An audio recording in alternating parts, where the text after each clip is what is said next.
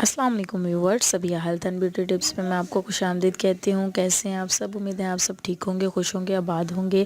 आज जो मैं आप लोगों के लिए वीडियो लेकर आई हूँ वो है कि आप जो है अपनी स्किन को कैसे फ़्रेश रख सकते हैं, कैसे तरोताज़ा रख सकते हैं।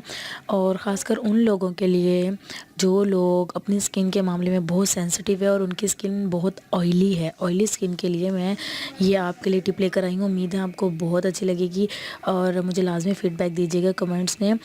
तो टिप ये है कि आपने जब भी फ़ेस वॉश करना है, कोई सा भी आपने स्किन पे आप लगाने के लिए साबुन यूज़ करते हैं वो, या फिर कोई सा भी फ़ेस वॉश जो भी आप यूज़ करते हैं, उससे पहले अपने फ़ेस अच्छे से वॉश कर लेना है। वॉश करने के बाद आपने थोड़ा सा बेसन लेना है।